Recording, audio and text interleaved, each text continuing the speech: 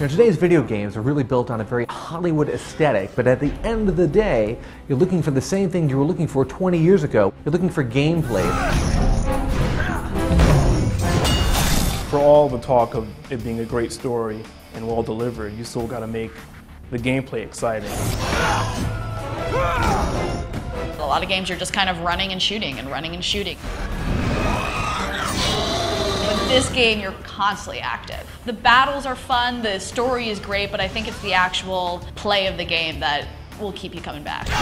In the nearly 20 years that this franchise has been around, you're always in control of a young, acrobatic, sort of agile warrior who saves the day through a combination of running, jumping, flipping, and fighting. Puzzles are definitely a big part of the Prince of Persia franchise and a big part of this game as well.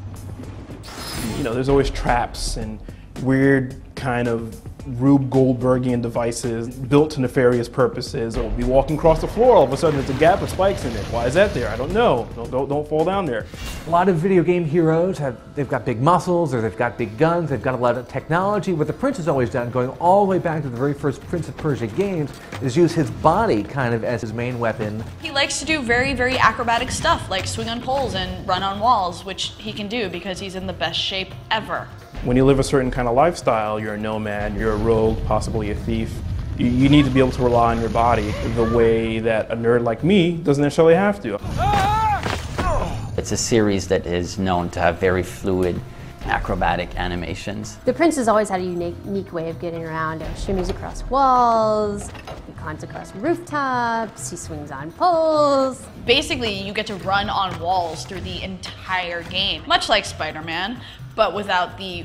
When he does a wall run, he's like scrambling, you know, and he's using his arms. He's a very physical being. So a wall run, do you want me to demonstrate? Give him a good head of steam and he'll run across a wall, kind of like the free-running parkour guys. I've never run up a wall. I've run into a wall, but never up a wall. So the Prince has got on his hand this gauntlet, so he can scrape his way down walls. The primary ability of the gauntlet is what we call the grip fall. The glove allows the prince to basically glide down any vertical surface. Elika's an interesting character because players never actually control her. She's actually a very sophisticated AI. If she were a real woman, she'd probably turn me down for a date.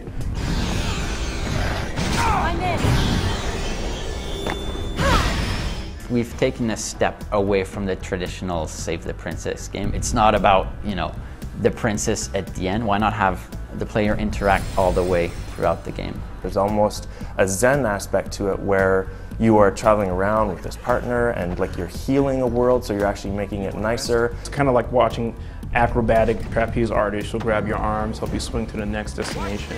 You fall off a cliff. Cliff, she'll grab you and throw you back on. When you're fighting monsters, you can do kind of a 1-2 combo punch.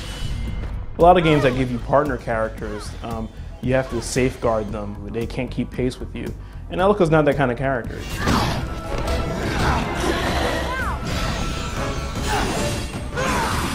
I think Elika holds her own enough for gamers to appreciate her being around. I don't think she just seems like, oh great, your girlfriend's here. Whoop-de-doo. Elika is not Princess Peach. Elika is not Ashley from Resident Evil 4. I have their strength as well as mine. Elika is a strong-willed, independent heroine in her own right, whose abilities complement the prince. Where the Prince is really great at acrobatics and a lot more of the fighting, Elika is magical. She actually possesses a magic compass. Whenever the prince gets lost, she puts him right back on the right track again. And so she's got some sort of GPS system. Slide down this ramp, jump onto this cliff, and make sure to avoid the corruption on your left. The main manifestation of Elika's ability is the save me. Oh no!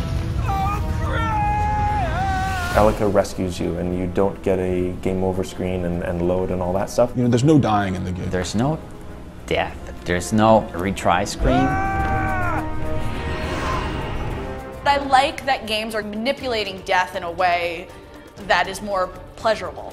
We wanted the player to barely ever have to interact with menus. Why have a splash screen telling you died, do you want to retry? If you don't want to retry, you turn off your console. It just cuts out all that pause and gets you right back into what you were doing. It moves quick.